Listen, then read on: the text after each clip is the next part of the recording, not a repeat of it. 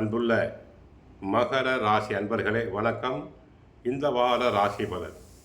மகர ராசி அன்பர்களுக்கு 2ஆம் இடமாகிய தன குடும்ப வாக்குஸ்தானத்தில் செவ்வாய், புதன், ராகு. 3ஆம் இடத்தில் சனி, சூரியன், சுக்கிரன். 6ஆம் இடத்தில் குரு. அஷ்டமத்தில் கேது பகவான் இருக்கிறார். ராசியாதிபதி சனி தற்போது 7.5 சனி தங்களுக்கு முடிந்துவிட்டது. தைரியஸ்தானம், முயற்சி ஸ்தானத்தில் சனி பகவான் இருக்கிறார். சனி சூரியன் சேர்க்கை பெற்று 3இல் சஞ்சரிப்பது மிக உன்னதமான அமைப்பு. இனிமேல் நீங்கள் முயற்சி செய்யும் காரியங்கள் அனைத்தும் நல்ல விதமாக நடந்தேறும். அரசாங்க காரியங்கள் அனைத்தும் நல்ல விதமாக நடைபெறும். பிறருக்கு நீங்கள் தந்த வாக்குறுதிகள் எளிதாக நிறைவேற்றப்படும். பெரிய மனிதர்களுடைய நட்பு கிடைப்பதால் தங்களுக்கு அன்பு மேலோங்கும். பூர்வீக சொத்து வகையில் உங்களுக்கு கிடைக்க வேண்டிய பொருளாதார அனுகூலங்கள் அனைத்தும் கிடைக்கும். உங்கள் ராசிக்கு 2இல் செவ்வாய், ராகு சஞ்சரிப்பதால், அதாவது தன குடும்ப வாக்குஸ்தானத்தில் 2 பாவகிரகங்கள் செவ்வாயும் ராகுவும் சஞ்சரிப்பதால் பேச்சில் பொறுமை தேவை, நிதானம் தேவை.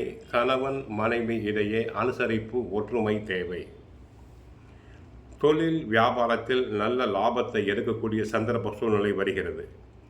வேலைக்கு செல்பவர்களுக்கு பிறர் தங்களை பார்த்து ஆச்சரியப்படும் அளவிற்கு தொழில் துறையில், உத்தியோகத்தில் தாங்கள் முன்னேறுவீர்கள். மாணவர்கள் நன்றாக படிப்பர், நல்ல மதிப்பெண்களை பெறுவர். போட்டித் தேர்வுகளில் கலந்து கொண்டு பரிசு, பாராட்டுதல்களை பெறுவார்கள். உத்தியோகத்தில் பதவி உயர்வு, இடமாற்றம் அனைத்தும் கிடைக்கும். உங்களை புரிந்து கொள்ளாதவர்கள் தற்போது புரிந்து கொள்வர்.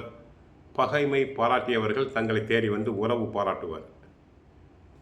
லாபாதிபதி செவ்வாய் தங்களுக்கு 2இல் இருந்தால் கூட வீடு மனை வாங்க முயற்சி செய்பவர்களுக்கு நல்ல விதமாக வாங்கலாம்.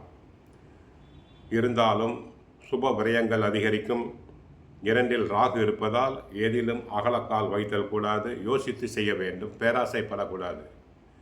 செவ்வாய் 2இல் இருப்பதால் வீண் பேச்சுக்களை, கோபத்தை தவிர்த்தல் வேண்டும். 6ஆம் இடத்தில் குரு இருப்பதால் சிலருக்கு சிறு சிறு நோய்கள் வந்து உடலை படுத்தும். அடுத்த குரு பயிற்சி வரை பொறுமையாக இருத்தல் வேண்டும்.